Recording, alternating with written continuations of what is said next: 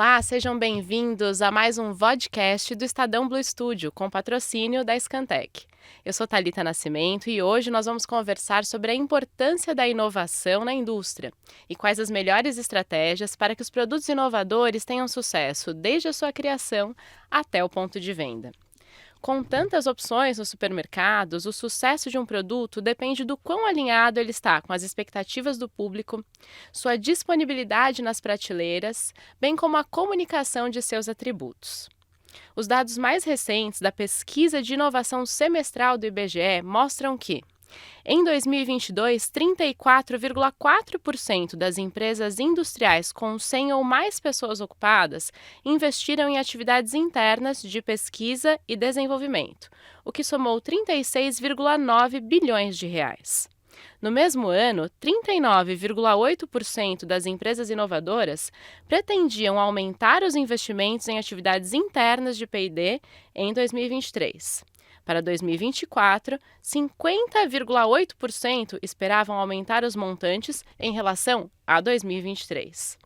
Ainda em 2022, 68,1% das empresas lançaram um produto ou implementaram um processo de negócios novo.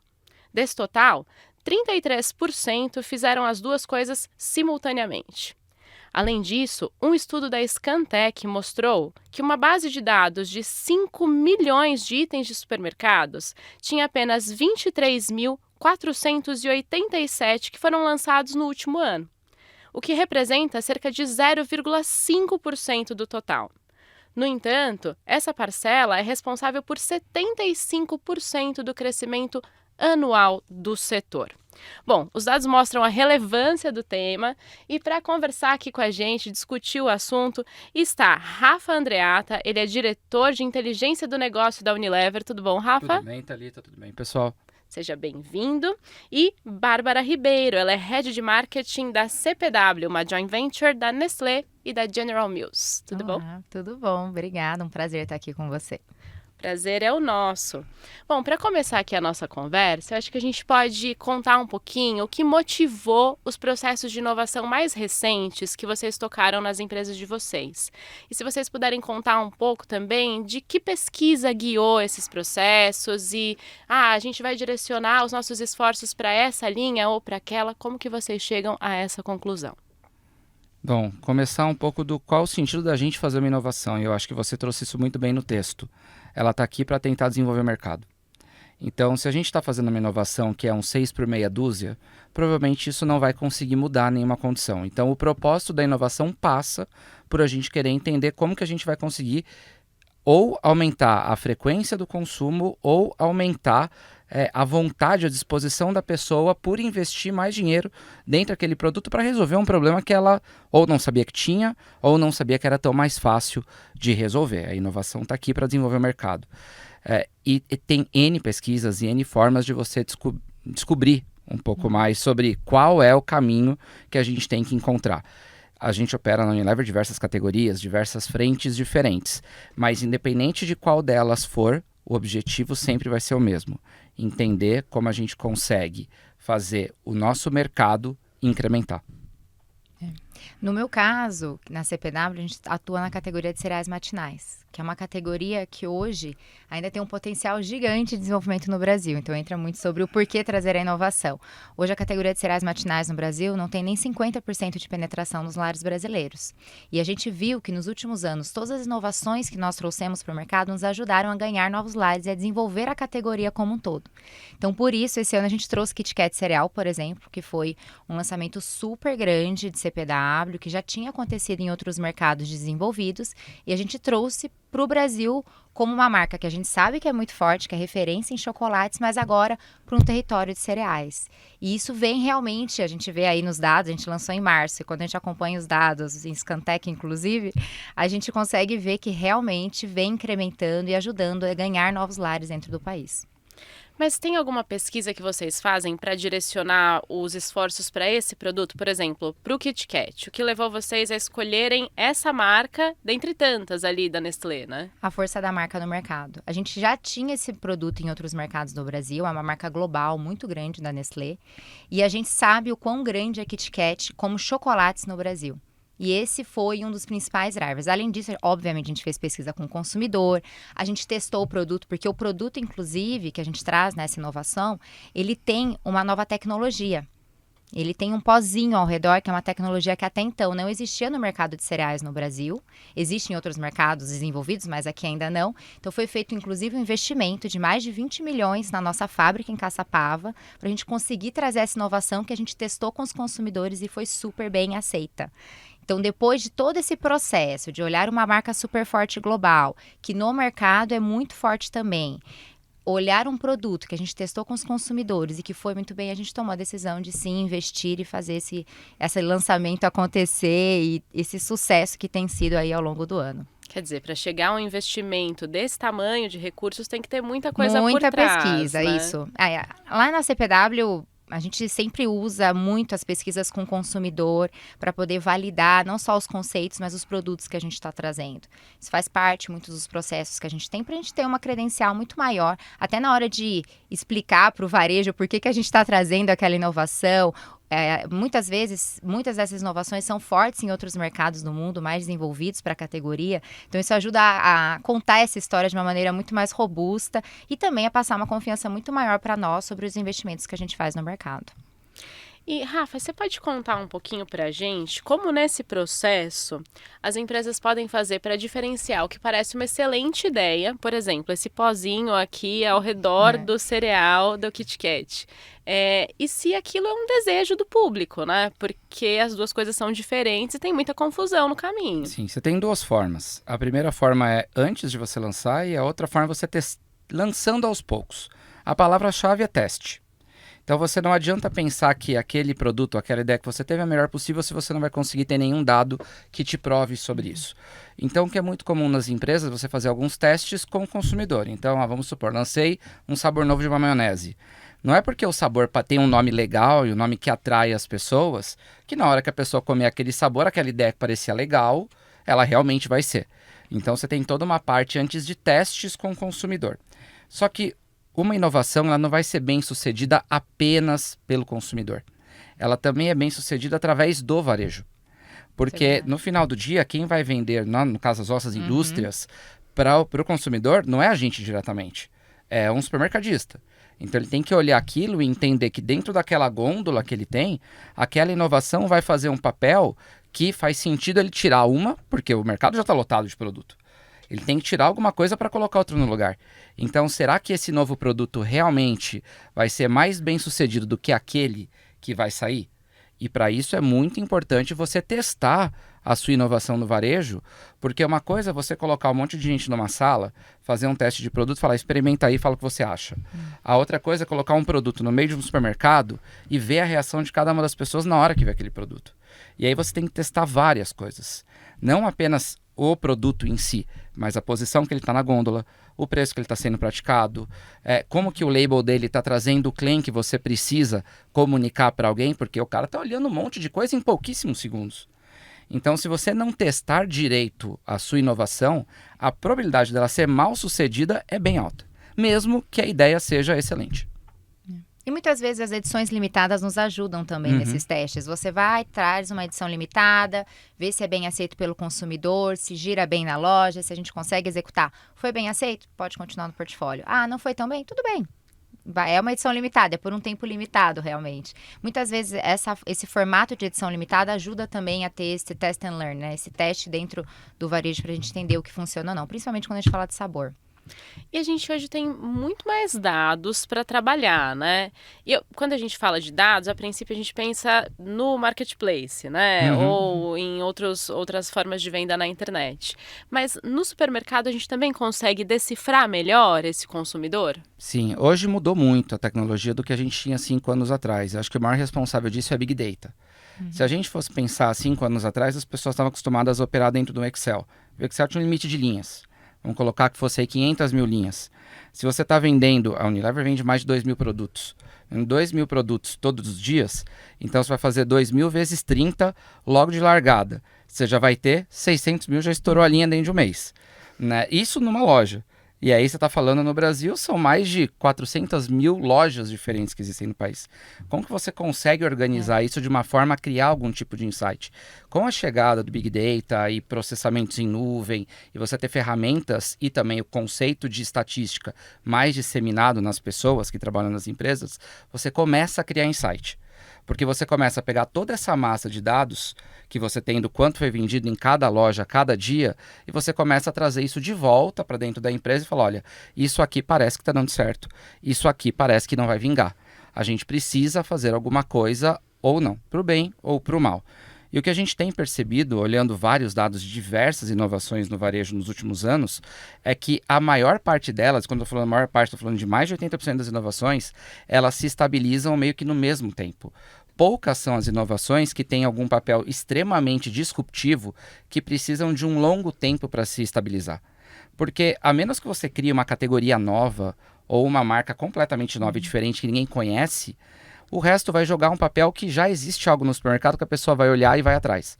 Então, por exemplo, a Bárbara trabalha com cereais. Tem vários cereais no supermercado, ela vai entrar com o produto numa gôndola de cereal. A pessoa que passou ali na frente vai olhar e falar, olha, esse cereal é novo, deixa eu experimentar.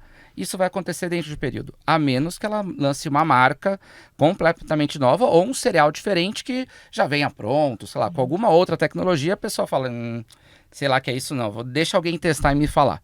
E aí você acaba desenvolvendo de outra forma. E assim, antigamente a gente não tinha um acompanhamento tão detalhado como a gente tem hoje, né, Rafa? Então, assim, hoje a gente acompanha semanalmente como tá a venda, como tá o preço, a distribuição, o market share. Então, assim, a curacidade da informação, ela é muito maior do que a gente já teve no passado.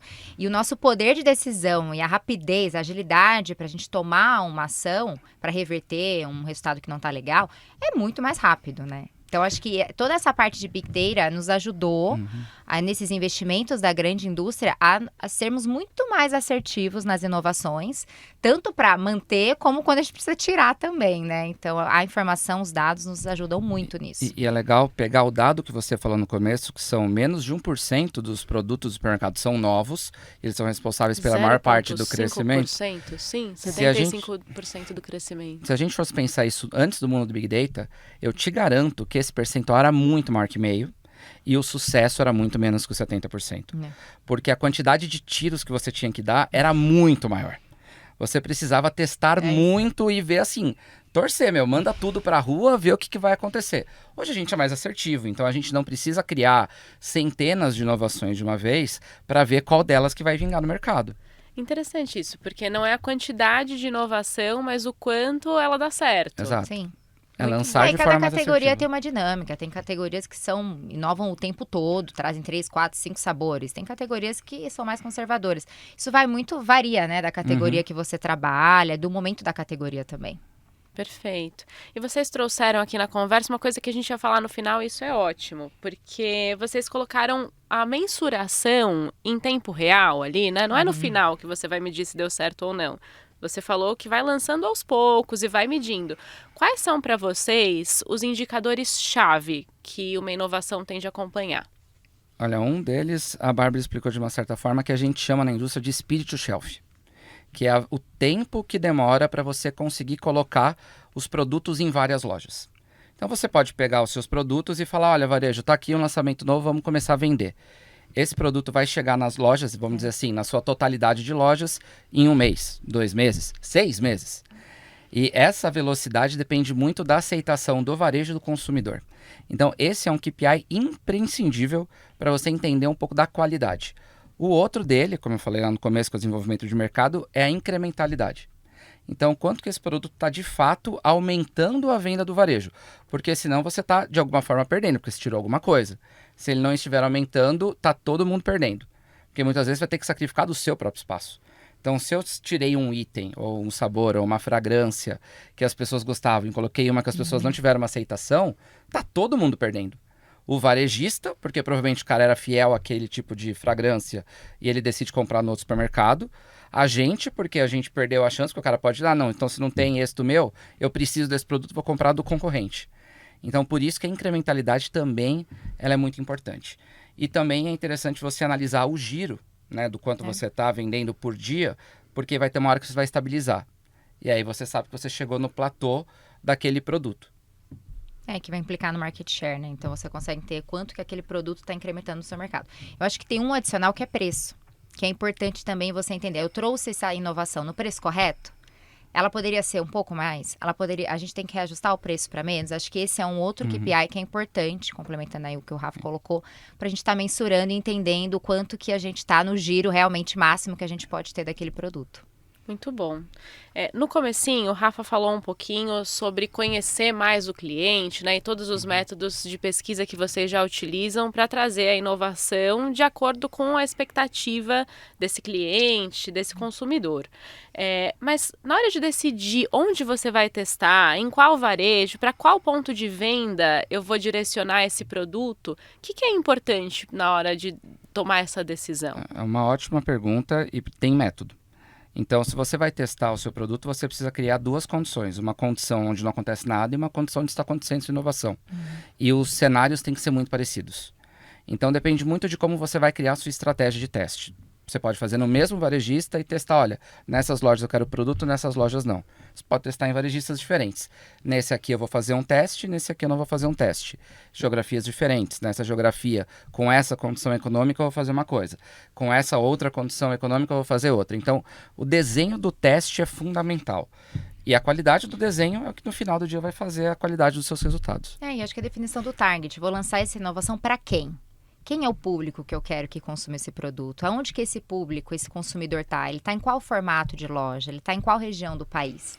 Então, toda essa escolha do target inicial para desenhar um teste, da onde você vai focar a execução, onde você vai focar a mídia, que no meu caso, né, como marketing, eu olho o 360, né? Eu desenvolvo o produto, eu executo ele na loja, junto com o meu time de vendas, de trade, mas eu faço toda uma parte de comunicação. Isso tudo tem que estar alinhado num 360. Então, uma coisa tem que conversar com a outra, para que a gente tenha o sucesso da inovação, né? Quer dizer, a primeira decisão de se aquele produto vai estar adequado ao público que você quer atingir. É a parte estratégica. Vai definir as outras. Todo aqui, o plano 360. O ponto de venda e a comunicação, que é onde a gente vai chegar agora, né? Que também eu acredito que tem muito mais dados pra gente analisar hoje quando a gente fala de divulgação de um produto do que antes, né? Não, muito. E maneiras diferentes, né? Então, por exemplo, no caso de Kit Kat Cereal, a gente trouxe, ele tem foco geração Z.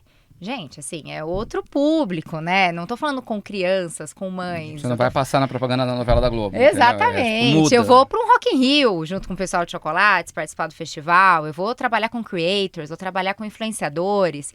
É outro tipo de comunicação, é outra estratégia de você dar esse conhecimento de que o produto, né, chegou por um público que é o teu público target. Por isso que eu te falo, primeiro, antes de tudo, é importante você definir para quem que você vai vender. E aí, definiu, eu quero essa pessoa, eu vou vender para uma geração Z, daquela região, daquele formato. E aí, você vai traçando o seu plano como um todo. Até porque muda até o canal de compra dele também. Total. Dependendo da geração Z, não vai fazer compra no hipermercado, por exemplo. Porque não é onde ele está passando, a pessoa que anda na rua. O digital é super forte, é bem mais descolado, o digital, a conveniência, né? muda completamente o dia a dia dele. Exatamente. E aí, nesse processo todo, vocês disseram, às vezes é hora de parar. Às vezes é hora de continuar. Essa é a parte mais difícil, a parte de parar é difícil. Deve ser muito difícil, né? Desistir de uma grande ideia, né? Porque às vezes demora, né? Você traz uma inovação, não é no primeiro ano que ela vai se provar. Dependendo do tamanho do investimento, do que aquela inovação significa para o negócio, toma-se um tempo. Outras não, né? Às vezes você está trazendo sabor novo, é algo mais... Tem inovação que você mata com 2 meses, tem inovação que você mata com 2 anos. Exato. Eu tava curiosa para esse tempo aí que Mas você falou. Isso. Que dura, mais ou menos né? isso. De às vezes até mais. A 2 anos. Demora, mas depende do quanto você tá a fim de investir, né? Exatamente. O ponto de ser 2 meses ou de ser 2 anos depende muito do que a Bárbara falou, do desenvolvimento do mercado daquela inovação. Se é uma inovação que eu preciso de muita mídia para explicar o que é o produto, eu preciso de muito uso para a pessoa entender que aquilo é importante, aí você não pode matar uma inovação tão rápido. Agora, se é uma inovação que é aquele 6 por meia dúzia, e você só colocou ele porque é uma novidade, é um tema mais hypado, e você vê que não funcionou tanto, sai rápido, porque você vai acabar perdendo. Quanto mais rápido ela tem que vingar, mais rápido você tem que desistir também. Exato. Né? E depende do investimento. Às vezes o investimento é alto, às vezes o investimento é menor, o investimento alto também toma-se um tempo maior para se pagar, né? Às vezes comprou uma linha de produção para fazer um produto. Você não pode pegar e jogar aquele produto fora, porque você tem que pagar a linha. Então é melhor pensar bastante no começo, Por isso que o business case é super importante. Quem é a pessoa que eu vou vender? Quanto tempo eu vou trazer para o mercado? Para onde eu vou vender? Toda essa amarração, né, dessa estratégia é super importante, até para a gente mensurar no tempo correto se a gente vai manter ou não a inovação no mercado. Muito bom, muito obrigada, Rafa e Bárbara, por compartilharem aí os conhecimentos de vocês, não só para quem é de marketing, para quem desenvolve inovação, mas também para quem é consumidor e chega no supermercado e tem de escolher o que vai fazer com seu dinheiro. Esse é mais um episódio do podcast do Estadão Blue Studio com patrocínio da Scantec. Eu sou Thalita Nascimento e até a nossa próxima conversa.